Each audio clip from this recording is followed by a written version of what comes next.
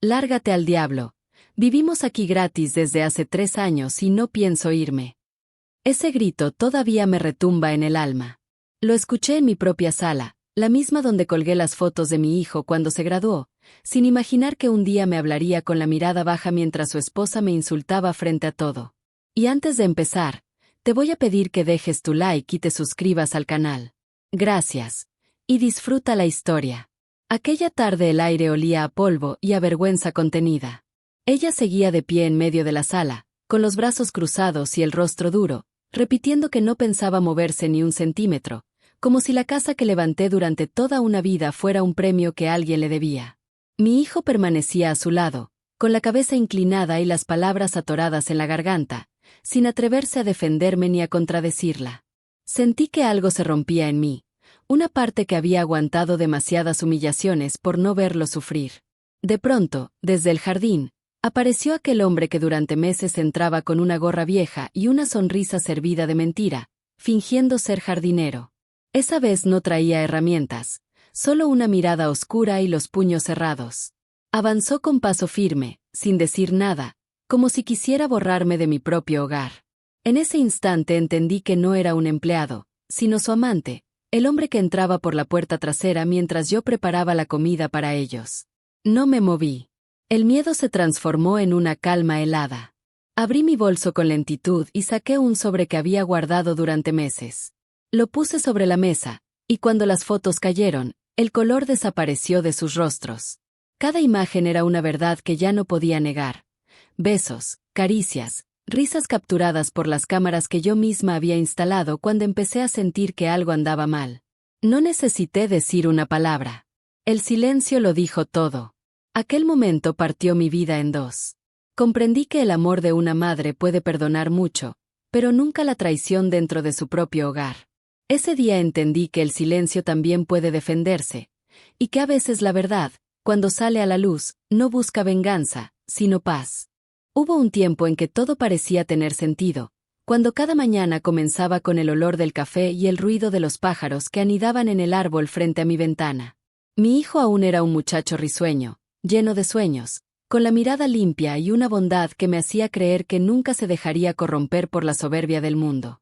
Lo crié sola desde que su padre se fue, y aunque la vida no fue fácil, jamás me faltaron fuerzas para levantarme y seguir. No tenía lujos, pero había paz, y esa paz me alcanzaba para sentirme rica. Con los años, cuando consiguió su primer empleo estable, sentí que todo mi esfuerzo había valido la pena. Era el orgullo de mi vida.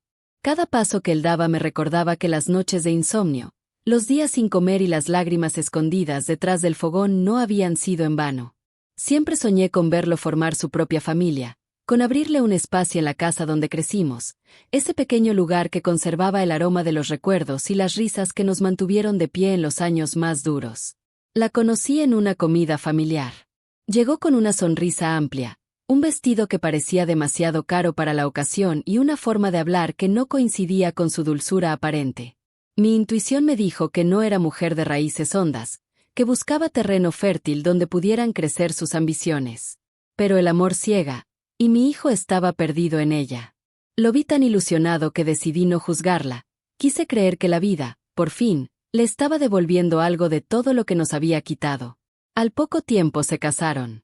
No tenían dinero, ni un techo donde comenzar su nueva vida, y fue entonces cuando cometí mi mayor error, ofrecerles mi casa.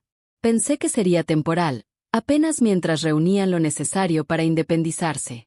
Preparé el cuarto con mis propias manos, lavé las cortinas, compré una vajilla nueva y les entregué la llave con un nudo en la garganta, sintiendo que estaba haciendo lo correcto.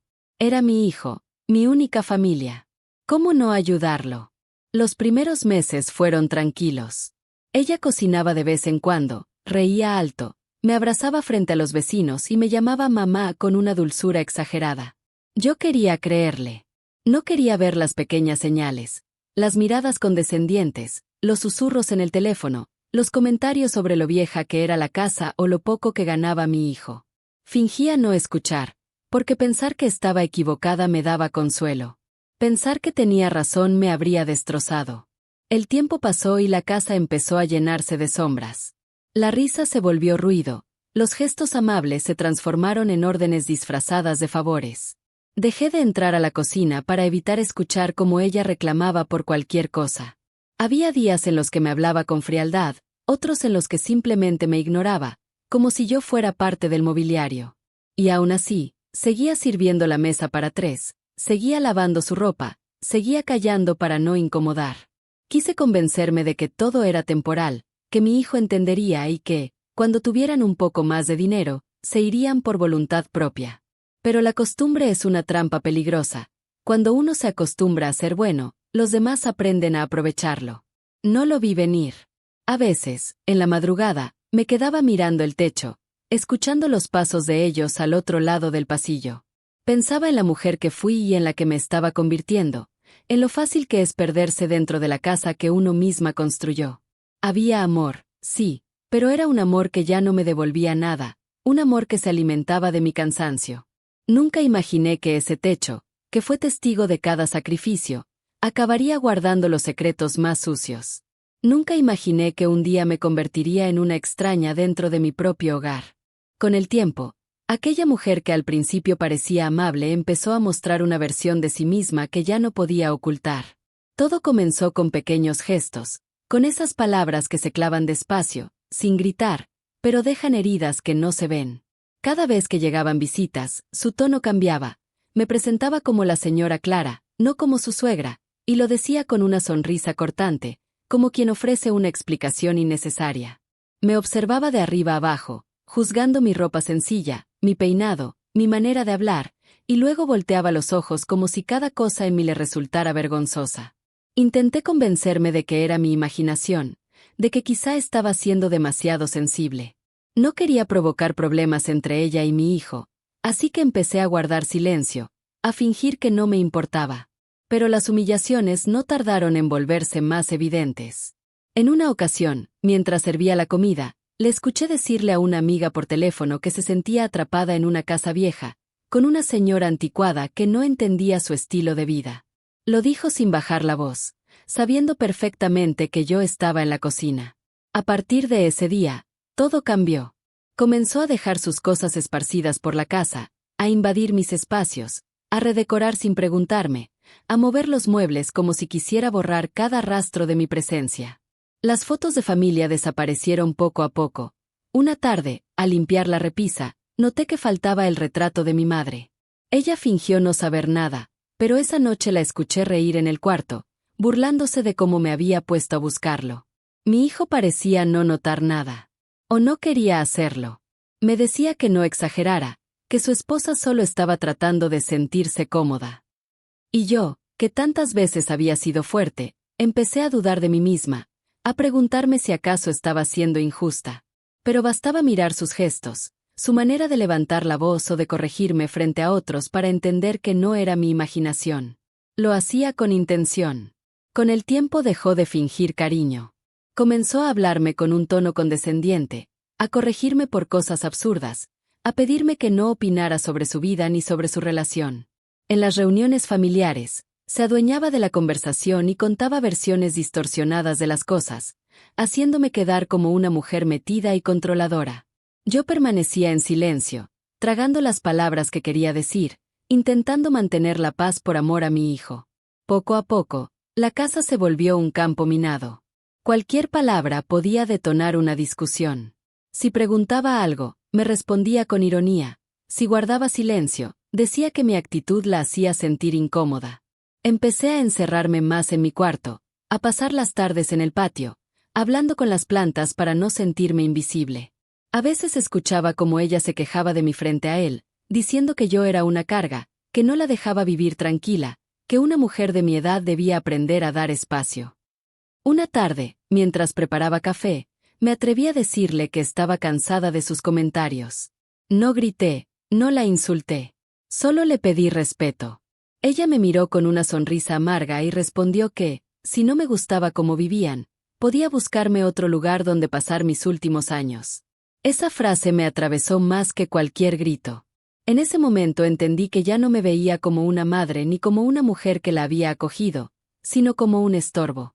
Desde entonces todo fue cuesta abajo. La tensión se volvió rutina. El silencio se transformó en frontera. Mi hijo se volvió un espectador pasivo, dividido entre el amor y la cobardía. Me dolía más su silencio que las palabras de ella, porque sabía que el día que guardó la primera, empezó a perderme. Aún así, seguí soportando. No por debilidad, sino por amor. Pensaba que tarde o temprano se daría cuenta, que la verdad saldría a la luz. No sabía que la mentira ya se había instalado entre nosotros y que pronto la humillación dejaría de ser privada para volverse pública. Con el paso de los meses, la casa empezó a sentirse ajena, como si cada rincón me recordara que ya no me pertenecía. Los sonidos que antes llenaban mis días, la radio por las mañanas, el ruido de la licuadora, el agua cayendo sobre las plantas, fueron reemplazados por el silencio incómodo de una presencia que ya no era bienvenida. Dejé de entrar a la cocina para no cruzarme con ella, dejé de ver televisión porque decía que mi volumen le molestaba, y dejé de encender el incienso que siempre usaba porque aseguraba que le daba dolor de cabeza. Poco a poco, mi vida se redujo a un cuarto y a un par de rutinas que me mantenían cuerda. A veces escuchaba sus risas desde el comedor, conversaciones que parecían diseñadas para que yo las oyera. Había días en que cocinaban para amigos y ni siquiera me avisaban.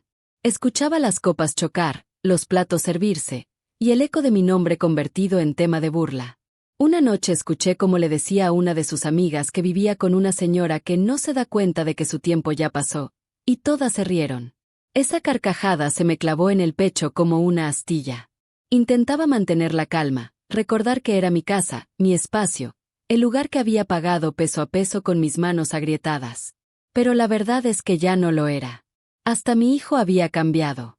Sus palabras eran más frías, su mirada más distante. Cuando le pedía hablar, siempre encontraba una excusa: el trabajo, el cansancio, la falta de tiempo. Me decía que no debía tomarme las cosas tan en serio, que todo era parte de adaptarnos unos a otros. Lo decía sin entender que no era yo quien debía adaptarse. Una tarde, cuando llegué del mercado, encontré la puerta principal cerrada con llave. Toqué varias veces, pero nadie abrió.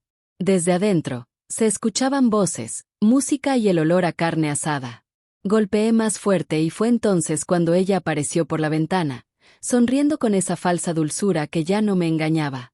Dijo que no había escuchado, que la fiesta era solo para amigos cercanos. No me invitó a pasar. Me quedé afuera con las bolsas en la mano, mientras todos reían dentro. Esa imagen nunca se borró de mi mente. Las luces encendidas, las sombras bailando detrás de las cortinas, y yo, de pie en el patio, sabiendo que mi lugar ya no existía. A partir de ese día, algo cambió dentro de mí. Dejé de intentar agradar. Empecé a observar con distancia, como si mirara una vida que ya no era mía. Vi cómo él se alejaba poco a poco, atrapado entre el amor y la vergüenza, repitiendo sin darse cuenta las mismas frases que ella usaba para herirme. Vi cómo ella tomaba decisiones sobre la casa, cómo daba órdenes, cómo se adueñaba de todo lo que un día fue fruto de mi esfuerzo. El dolor se volvió rutina. Aprendí a moverme sin hacer ruido, a no ocupar espacio, a comer cuando ellos no estaban, a esperar la noche para poder respirar tranquila. Algunas madrugadas bajaba al patio y me sentaba junto a la vieja maceta donde aún crecía una bugambilia, la misma que planté cuando él era niño. Observaba las flores abrirse bajo la luz tenue y pensaba en lo mucho que cambia la gente cuando olvida de dónde viene. No supe en qué momento exacto pasé de ser madre a ser sombra.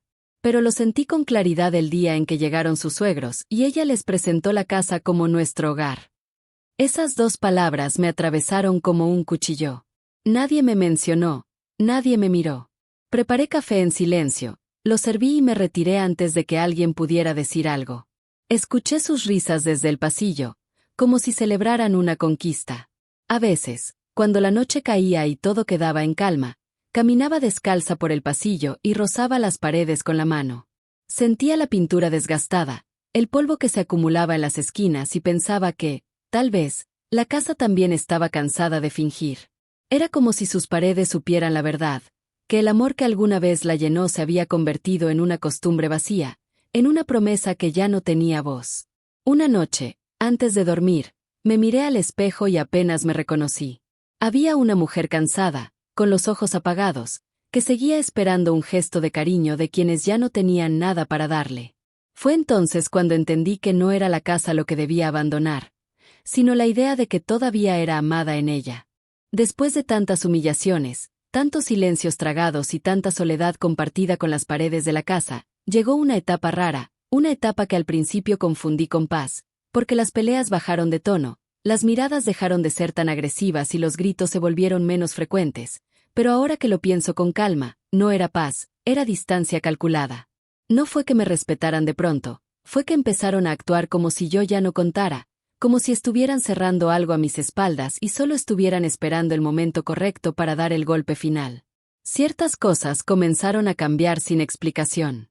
Mi hijo ya no me pedía nada, ni dinero, ni ayuda, ni consejo, ni siquiera café en la mañana como solíamos tomar antes de que ella entrara en su vida, y esa falta de necesidad sonó más fría que cualquier discusión, porque una madre conoce la diferencia entre estoy bien y ya no te quiero cerca.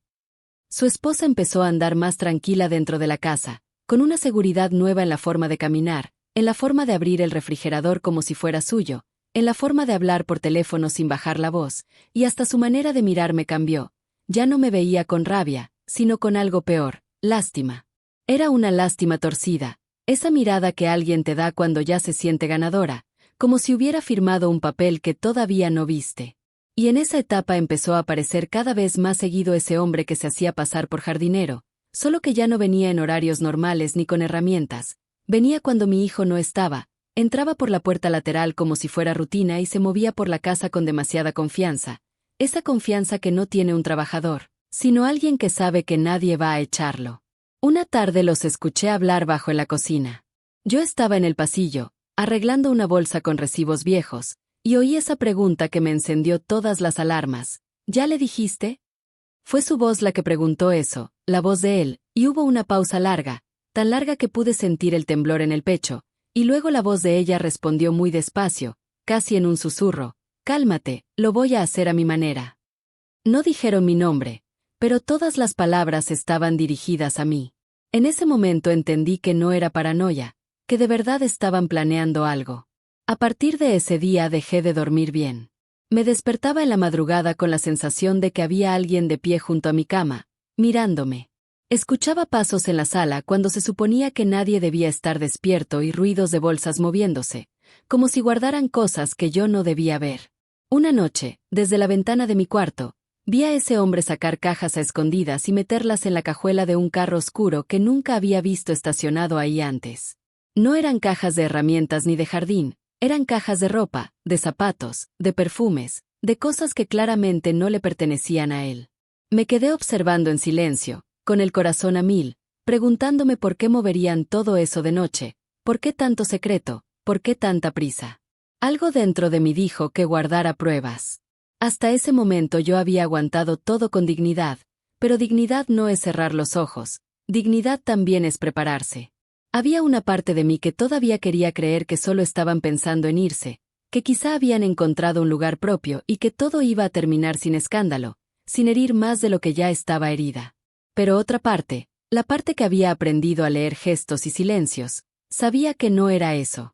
Nadie que está por irse de buena manera esconde cosas a las 2 de la mañana. Empecé a fijarme más, a escuchar los detalles que antes dejaba pasar, a leer los mensajes rápidos que ella escribía cuando pensaba que yo no miraba. Más de una vez la escuché decirle a alguna amiga que pronto se iba a quedar con todo, que ya estaba cansada de vivir como invitada y que una mujer inteligente se asegura de no salir con las manos vacías. Y cada vez que decía eso, ese hombre estaba cerca, siempre con esa mirada de quien no teme un escándalo porque está seguro de que va a ganar. No soporté más la duda. Una noche, cuando salieron juntos a comprar cena, revisé el cuarto de visitas, ese mismo cuarto que preparé con tanto cariño cuando recién llegaron.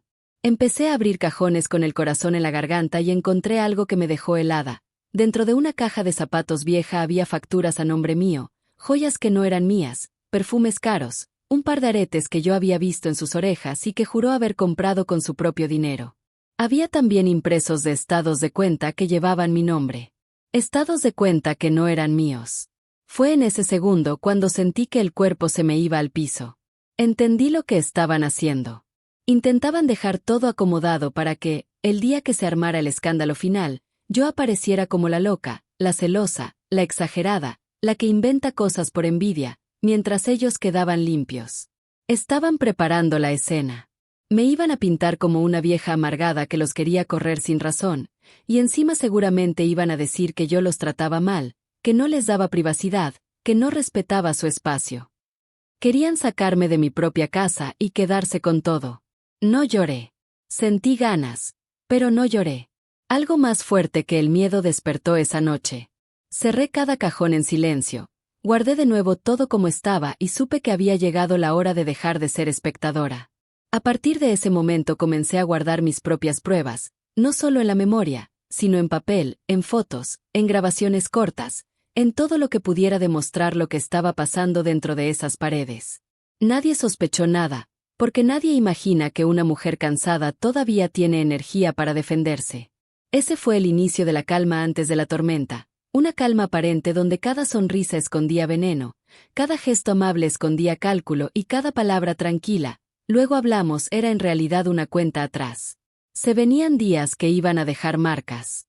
Se venía el momento en que iban a intentar humillarme frente a todos para quitarme lo poco que me quedaba. Lo que todavía no sabían era que mi silencio ya no estaba vacío, mi silencio ya estaba armado. Y así llegó el día. El día explotó sin aviso, aunque ahora que lo veo con calma, todo llevaba semanas caminando hacia ese punto. Era una tarde caliente, de esas en las que el aire no se mueve y cualquier palabra se siente más pesada de lo normal. Yo estaba en la cocina lavando unos platos cuando escuché risas en la sala, risas que no eran de familia, risas de burla. Salí secándome las manos y me encontré con una escena que no voy a olvidar nunca. Ese hombre estaba sentado muy cómodo en mi sillón favorito, con las piernas abiertas y el celular en la mano, como dueño del lugar. Mi hijo parado junto a la ventana, con la cara cansada y los brazos cruzados, evitando mirarme. Ella ocupando el centro de la sala como si fuera escenario y todos fuéramos público obligado. Y entonces soltó esa frase que me abrió el pecho de un golpe: «Lárgate al diablo. Vivimos aquí gratis desde hace 3 años y no pienso irme». Lo dijo fuerte, con esa voz llena de veneno que aprendió a usar cada vez que quería dejarme en mi lugar. Sentí una corriente fría bajarme por la espalda. No era solo el insulto. Era la manera en que lo dijo, delante de él, delante del amante, delante de cualquiera que quisiera escuchar. Ni siquiera intentaba esconderlo ya. Me estaba echando de mi propia casa, como si yo fuera la visita incómoda. Respiré hondo y dije con calma que ya era suficiente, que no iba a seguir aceptando lo que estaba pasando, que necesitaba que recogieran sus cosas y se fueran de una vez. No grité, no insulté, solo pedí respeto en la única casa que alguna vez sentí mía. Esa fue la chispa. Ella rió con desprecio, volteó a verlo a él como pidiendo apoyo, y lo único que salió de su boca fue todavía peor que el grito anterior. Dijo que esa casa ya era nuestro hogar, que yo debía entender que las cosas cambian, que una mujer de mi edad debería saber cuándo retirarse con dignidad y dejar que la nueva familia tome el lugar que le toca. Escucharla decir nuestra casa me llenó de náusea, no por las palabras, sino por la seguridad con que las dijo. Toda la paciencia que había tenido hasta ese momento se convirtió en algo distinto, no en rabia loca, sino en una fuerza que se siente en el estómago y sube al pecho hasta calentar la garganta. Lo peor vino después. Ese hombre, el que fingía ser jardinero, el que entraba cuando mi hijo no estaba, el que caminaba por mi patio como si lo hubiera pagado, se levantó del sillón y empezó a acercarse paso a paso. La mirada estaba llena de reto, como quien ya decidió que va a romperte y que nadie lo va a detener. Dijo que ya estaba cansado de mis escenas, que yo no iba a seguir fastidiando a su mujer, que era hora de ponerme en mi lugar.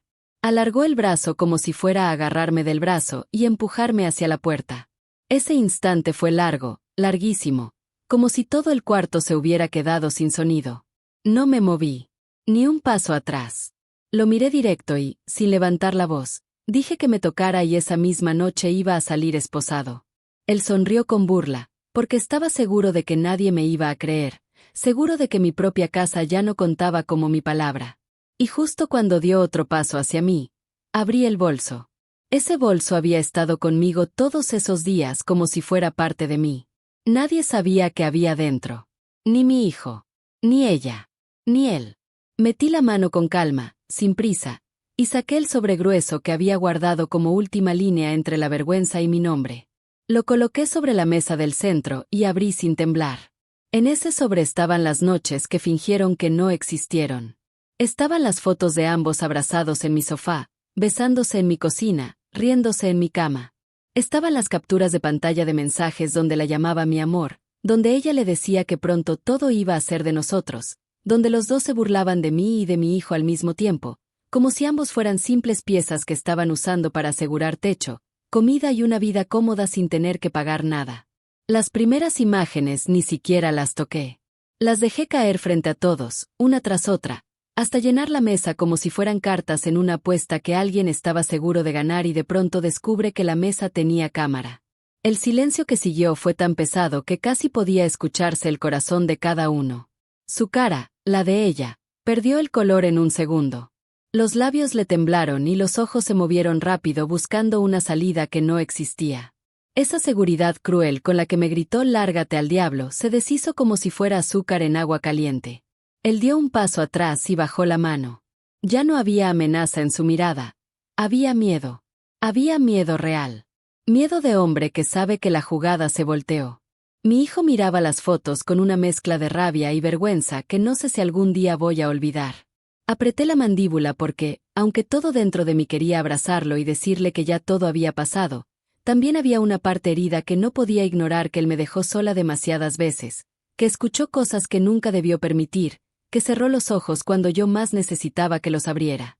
Ella intentó hablar, tartamudeó, dijo que no era lo que parecía, dijo que esas imágenes no probaban nada, dijo que yo estaba loca, que yo manipulé todo porque quería destruir su relación, que había puesto cámaras porque soy una controladora enferma, que estaba celosa de su juventud, que estaba inventando todo porque no soportaba verla feliz. Cada palabra que soltó la hundía más, porque su propia voz sonaba falsa, rota, desesperada. No era una mujer segura. Era una mujer atrapada. No respondí. No necesitaba responder. Fui directa al punto que sabía que les iba a doler más que cualquier insulto. Mañana a primera hora tengo cita con el abogado y con el notario. Todo esto está registrado. Todo esto está guardado.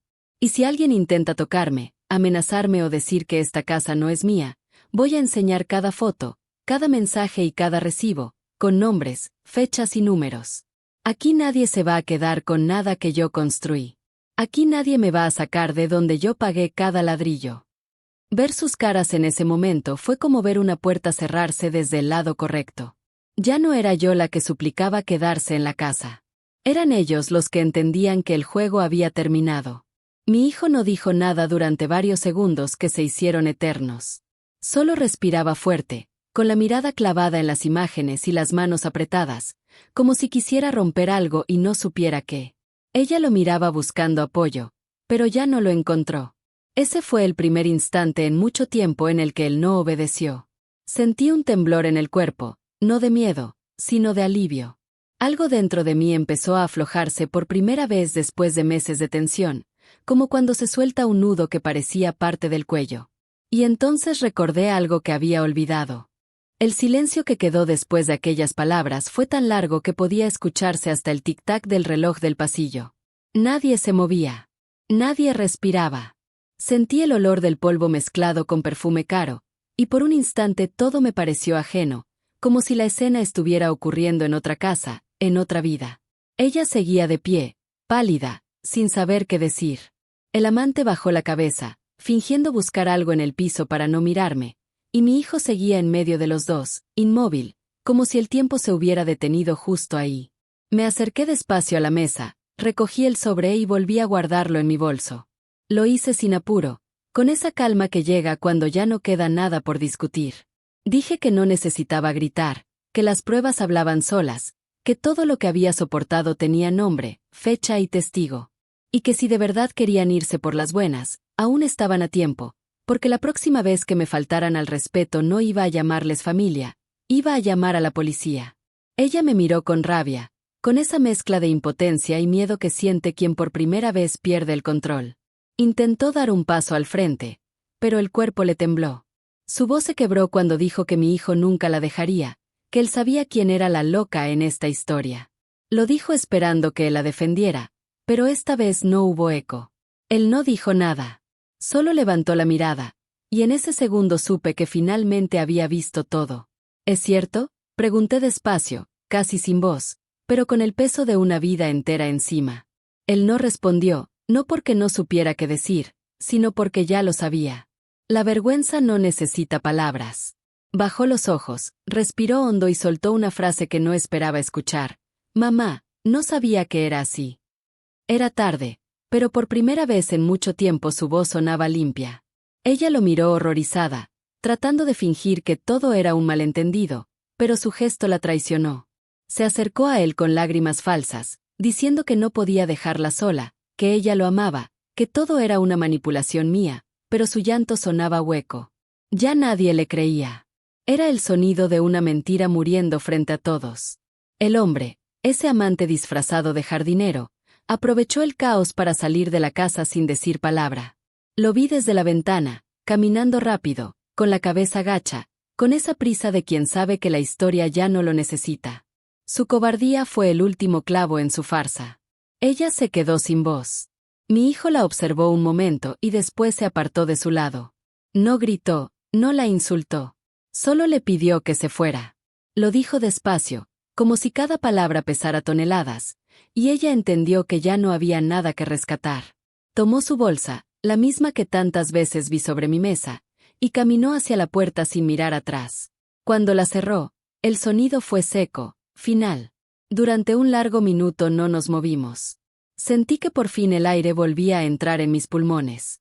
Me acerqué a la ventana y vi la calle vacía. Afuera, el sol caía sobre las plantas del jardín, esas que tantas veces cuidé mientras escuchaba sus risas detrás del vidrio. No sentí triunfo. Sentí descanso. Era como si el silencio me devolviera algo que me habían quitado sin permiso. Mi hijo se sentó en el sillón, el mismo donde minutos antes su amante fingía autoridad. Me pidió perdón con los ojos llenos de lágrimas, diciendo que no supo ver, que se dejó engañar, que creyó en la mentira porque era más fácil que enfrentar la verdad. Le respondí que no necesitaba explicaciones, que el perdón no se pide con palabras, se demuestra con acciones, y que lo único que quería era paz. Por primera vez en meses, la casa olía a limpio. Saqué la ventana de par en par y dejé que entrara el aire de la tarde. El viento movió las cortinas y sentí un alivio profundo. No me sentía vencedora, me sentía libre. Había defendido mi casa, mi nombre, mi silencio, sin golpear, sin gritar, sin rebajarme a su nivel. Dicen que la justicia tarda, pero cuando llega no hace ruido, solo equilibra. Esa tarde no hubo policías, no hubo escándalo, no hubo venganza. Hubo verdad. Y la verdad, cuando se muestra sin odio, pone a cada quien en su lugar. Mientras el sol bajaba, me quedé de pie mirando las sombras alargarse en el piso. Pensé en todo lo que perdí y en lo poco que me quedaba, pero también en lo mucho que aprendí. Porque una casa no se defiende con gritos, se defiende con dignidad. Y cuando la dignidad se impone, no hay mentira que la derrumbe. Así terminó el día en que mi propio hogar volvió a ser mío, sin testigos, sin aplausos, solo con la verdad respirando otra vez entre sus paredes. Esa noche la casa quedó en silencio, un silencio espeso que no dolía, solo pesaba, como si las paredes todavía intentaran entender todo lo que había pasado. Mi hijo se sentó frente a mí, con los ojos hinchados y las manos cubriéndose la cara. Parecía más un niño perdido que un hombre adulto. Yo lo observaba sin enojo, sin lágrimas, con esa calma que llega después de haberlo dicho todo. Afuera el viento movía las cortinas, y cada movimiento era como una respiración nueva dentro de una casa que por fin volvía a sentir aire limpio. Dijo que no sabía cómo pedirme perdón, que no había excusa, que no entendía en qué momento permitió que la manipulación se volviera costumbre. Lo escuché sin interrumpirlo, sin intentar consolarlo, porque comprendí que hay dolores que cada uno tiene que enfrentar solo, y ese era el suyo. No le guardaba rencor, pero tampoco podía volver atrás. Le respondí que el perdón no se da para olvidar, sino para soltar, y que a veces amar también significa dejar que el otro se equivoque hasta aprender lo que la vida se encargará de enseñarle. Se quedó en silencio largo rato, mirando el piso, y luego levantó la vista con esa mezcla de tristeza y vergüenza que solo un hijo puede tener frente a una madre que ya no espera nada. Dijo que quería quedarse conmigo, que me ayudaría, que reconstruiríamos todo. Le tomé las manos y le dije que no. Le expliqué que no necesitaba que se quedara por culpa, que la casa no era una cárcel ni una deuda, que su camino debía seguir afuera, donde pudiera aprender a amar sin lastimar. Lloró en silencio. No por castigo, sino porque entendió que el amor también se mide por la distancia. Después de que se fue a dormir, caminé por el pasillo despacio. Toqué las paredes como si fueran parte de un cuerpo herido que empezaba a sanar. En la mesa seguían algunas fotos fuera del sobre. Las miré una por una y las guardé sin odio. No las iba a usar para destruir a nadie. Ya habían cumplido su función, recordarme que la verdad, aunque duela, libera. Cerré el sobre y lo guardé en el cajón del aparador, donde antes guardaba los recibos de la luz. No como prueba, sino como testimonio de que sobreviví. Esa madrugada abrí la ventana del cuarto y sentí el aire frío en la cara. Pensé en todo lo que había soportado, en las veces que me callé por miedo a romper la paz, y en lo caro que cuesta la paciencia cuando se confunde con resignación. La calle estaba vacía, el cielo empezaba a clarear y por primera vez en mucho tiempo no tuve miedo de estar sola. Había silencio, sí, pero no era el de antes. Era un silencio que respiraba conmigo, que me acompañaba sin juzgarme. El amanecer llegó despacio, con esa luz dorada que entra por las rendijas y pinta de nuevo las cosas viejas. Hice café y lo tomé junto a la ventana, mirando el patio donde todavía quedaban hojas caídas. Pensé en mi hijo, en la mujer que fui por él y en la que estaba empezando a ser por mí. No era venganza lo que sentía, era alivio. Había recuperado algo que ni el amor ni la traición podían comprar, la paz de saber quién soy. Cuando el reloj marcó las 8, escuché su puerta abrirse. Salió con una maleta pequeña, me abrazó sin decir nada y se fue. No lloré. Lo vi alejarse por la calle y entendí que la vida a veces se lleva lo que más duele para devolvernos lo que más falta nos hace, la dignidad. Me quedé de pie en la puerta, respirando. La casa estaba vacía, pero por primera vez en años no se sentía sola. Cerré la puerta, puse la cafetera sobre el fuego y sonreí en silencio.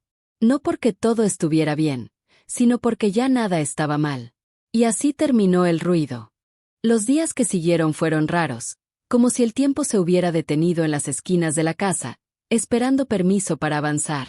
Había silencio, pero ya no era ese silencio que asfixia, era otro, un silencio amable que dejaba espacio para pensar, para respirar, para escuchar los pequeños sonidos que antes se perdían entre los gritos. El reloj del comedor volvió a marcar el paso de las horas con un ritmo que me parecía nuevo, aunque siempre hubiera estado ahí.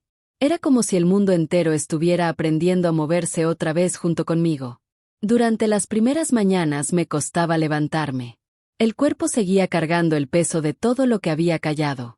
A veces despertaba con la sensación de que aún estaban en la casa, de que iba a escuchar la voz de ella reclamando por cualquier cosa, o los pasos de mi hijo cruzando el pasillo sin mirarme. Pero bastaba abrir los ojos y ver la luz entrar por las ventanas limpias para recordar que ya no estaban, que ese espacio me pertenecía de nuevo. Y con cada respiración sentía como una parte de mí regresaba a ocupar su lugar. Empecé a mover los muebles, no porque quisiera borrar el pasado, sino porque necesitaba que la casa respirara diferente. Pinté las paredes de un color más claro, abrí las cortinas que llevaban meses cerradas y dejé entrar el sol hasta el último rincón. Lavé cada prenda, cada vaso, cada sombra. Saqué las cosas que no me servían y las doné sin mirar atrás. En cada limpieza había algo más que polvo, había trozos de culpa que por fin encontraba el valor de soltar. Las tardes se volvieron mis aliadas. Me sentaba en el patio con una taza de café y veía cómo los rayos del sol caían sobre las hojas secas. Era un espectáculo simple, pero lleno de vida. Ahí comprendí que la libertad no siempre llega con ruido, a veces entra en silencio y se queda para siempre. Regué las plantas que había descuidado tanto tiempo, y una mañana, la bugambilia que casi había muerto empezó a florecer de nuevo. Me quedé mirándola largo rato, como si cada flor fuera una palabra que la vida me devolvía. También empecé a escribir, no historias ni recuerdos, solo pensamientos sueltos, frases que aparecían cuando el corazón se llenaba de cosas que no podía decir en voz alta. Llené un cuaderno entero sin darme cuenta. En esas páginas estaban mis miedos, mi rabia, mis perdones y mis silencios. Era mi forma de entenderme, de reconciliarme con la mujer que había sido y con la que empezaba a ser. Hubo días en que lloré sin motivo, y no lo evité. Lloré porque el cuerpo necesitaba vaciarse, Porque hay lágrimas que no son de tristeza sino de limpieza. Lloré hasta que la respiración volvió a fluir sin esfuerzo. Después, empecé a dormir bien. Ya no soñaba con gritos ni con puertas cerradas, soñaba con cosas simples. Caminar por el campo, escuchar el mar, ver el rostro de mi hijo cuando era niño. Un domingo sonó el teléfono. Era él. Su voz temblaba, pero sonaba diferente. Dijo que estaba bien, que había encontrado trabajo lejos, que necesitaba tiempo para sanar y aprender a perdonarse. Me pidió que lo esperara, no con reproches, sino con amor. Le respondí que una madre siempre espera, pero que esta vez lo haría en paz, sin angustia, sin culpa, sabiendo que él también tenía que renacer a su manera. Colgamos sin promesas, solo con gratitud. Y en ese instante supe que todo había valido la pena. Las semanas pasaron y la casa empezó a llenarse de vida nueva. Los vecinos volvían a saludarme, los niños jugaban frente al portón, los pájaros regresaron a los cables del jardín. Me ofrecí a dar clases de costura en el centro comunitario y, sin pensarlo, empecé a enseñar a otras mujeres a remendar, no solo ropa, sino corazones. Escucharlas hablar de sus propias heridas me ayudó a entender que todas, en algún momento, hemos tenido que volver a empezar desde cero. Una tarde, mientras tomaba té en la terraza, sentí algo que hacía mucho no sentía: orgullo. No el orgullo que presume, sino el que se guarda en el pecho, el que sabe cuánto costó cada paso, cada silencio, cada renuncia. Había recuperado mi dignidad sin necesidad de destruir a nadie. Y eso, para mí, era justicia. Aprendí que la verdadera fortaleza no está en gritar que uno ganó, sino en no perder la ternura cuando todo parece perdido. Que la vida no devuelve lo que quita, pero enseña a vivir sin lo que falta. Y que hay dolores que no se superan, pero se transforman en algo más grande: sabiduría. Esa noche, mientras apagaba las luces, me quedé parada frente a la puerta del patio y miré el cielo. Había estrellas. Muchas. Más de las que recordaba.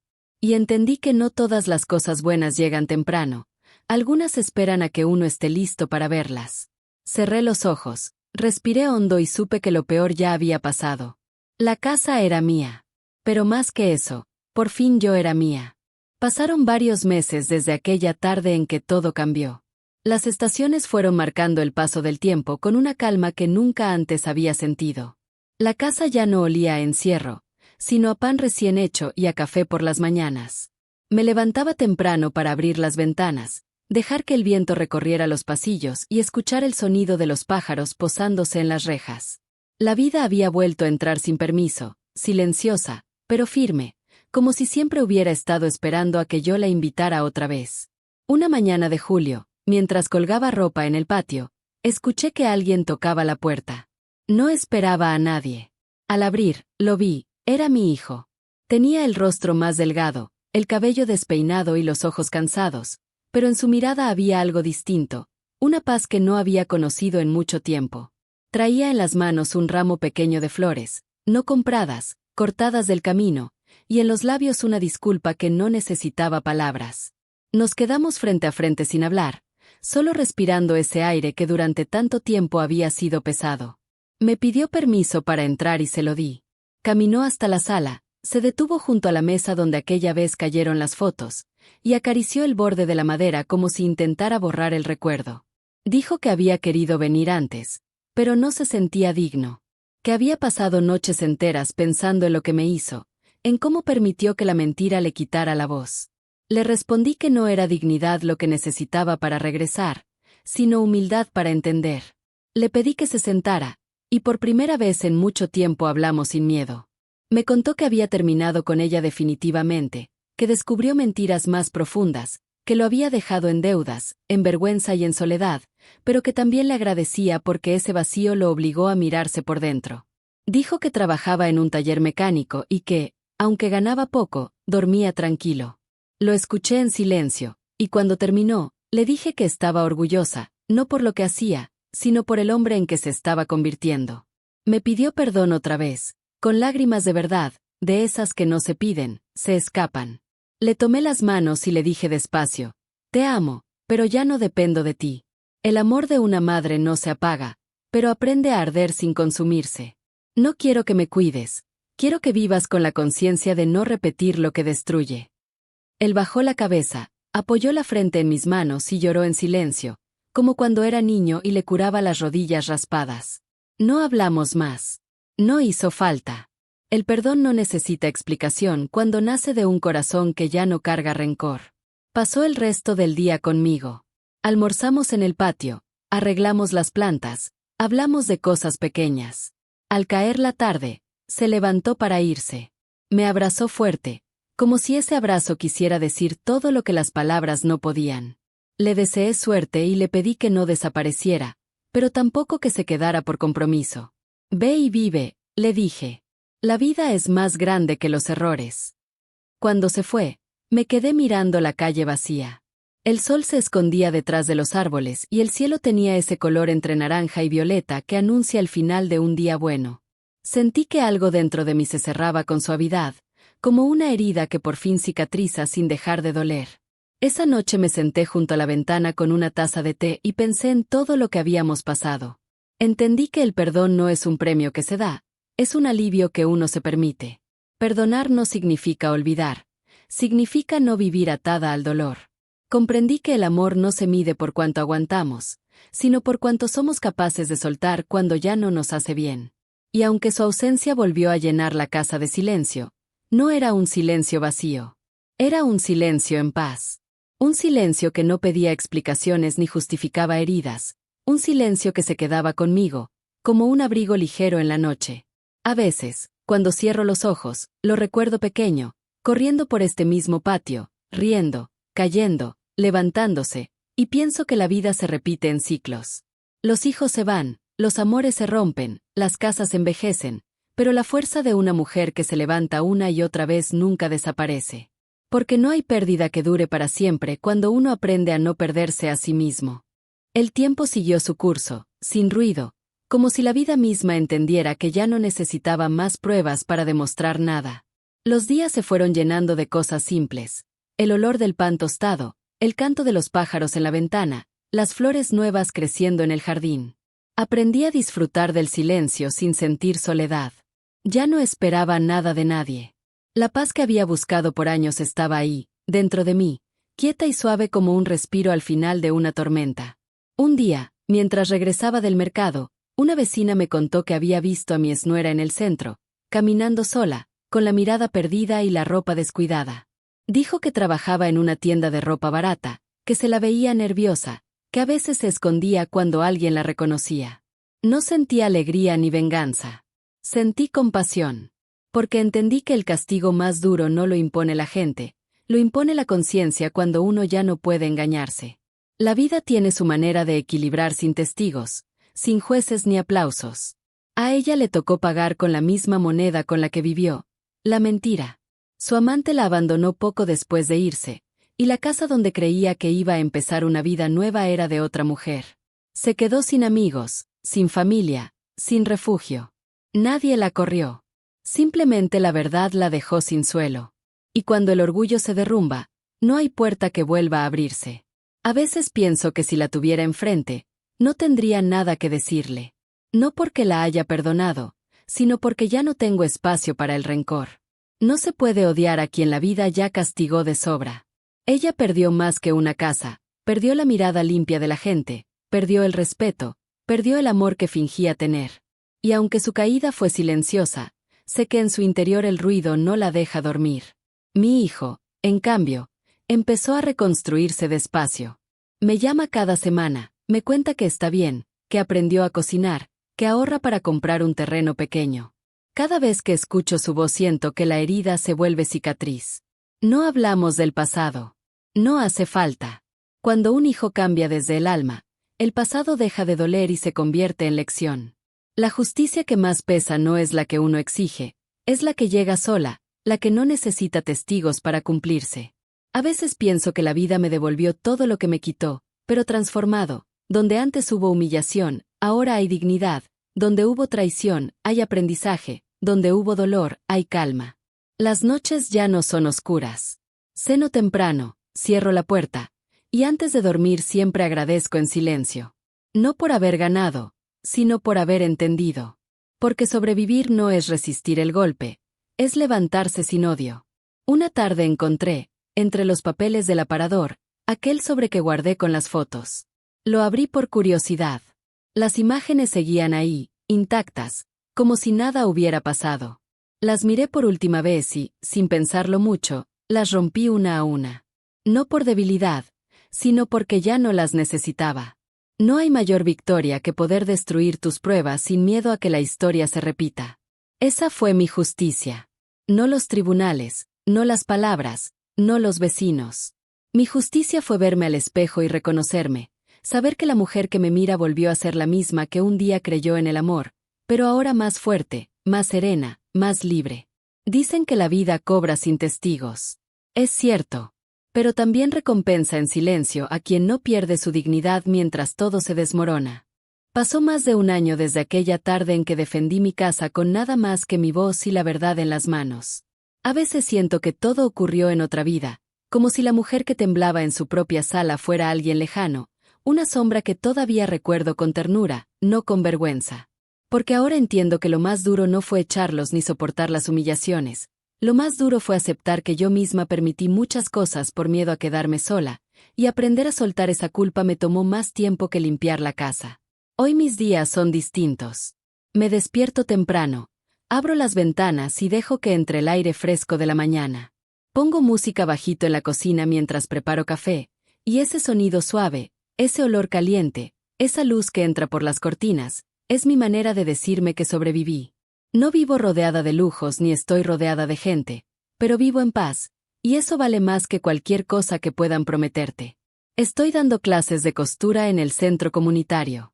Al principio fui solo para ayudar con arreglos sencillos, pero poco a poco más mujeres empezaron a llegar.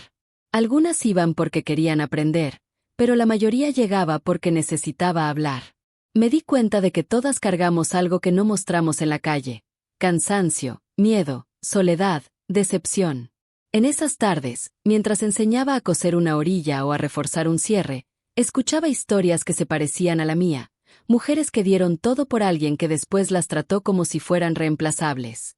Mujeres que aguantaron humillaciones para no armar problemas. Mujeres que confundieron amor con aguantar lo inaceptable. Nunca les dije déjalo, nunca les dije denuncia ahorita mismo, nunca me puse encima de nadie como si yo tuviera todas las respuestas.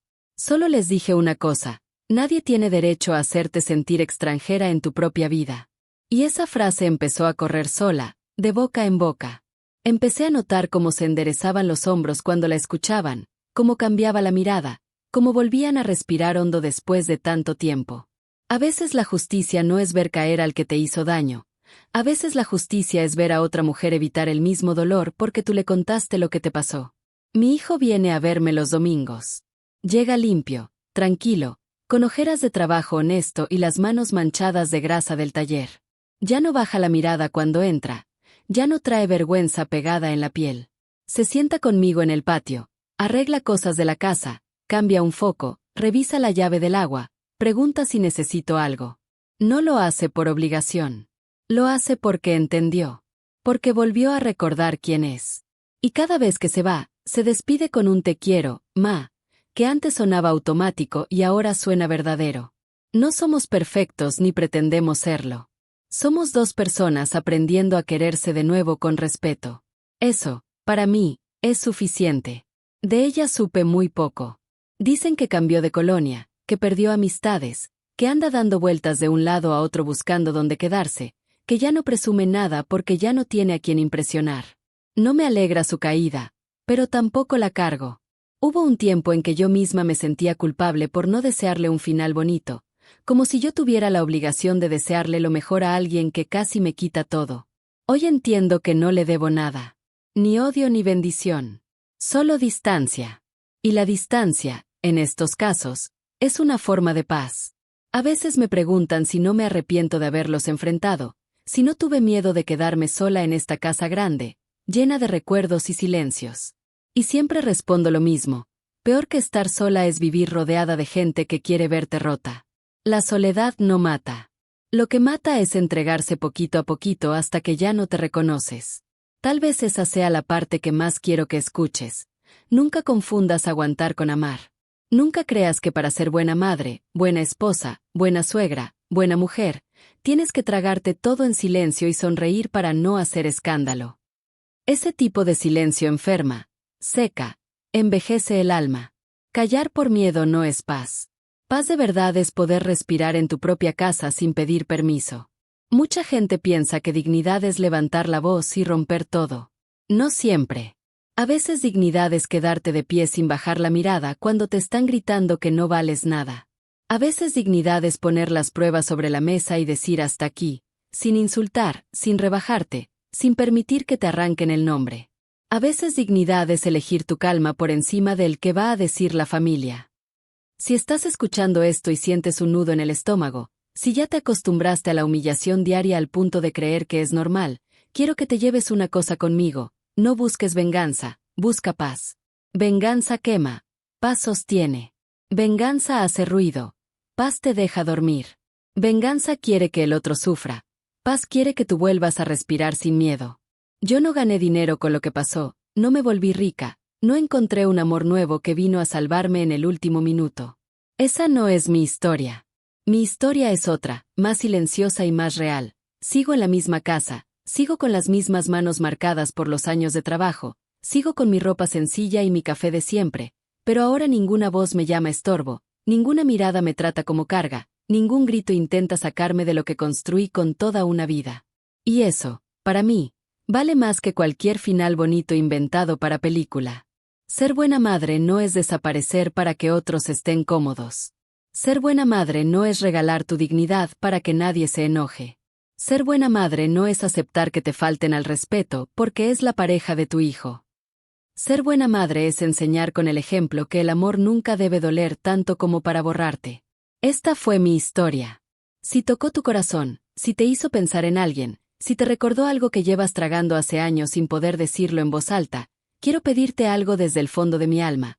Compártela con esa persona que necesita escucharlo, deja tu like y suscríbete para apoyar este canal, porque cada historia contada con verdad puede ser la mano que otra mujer necesita para levantarse hoy y decir, sin miedo, hasta aquí.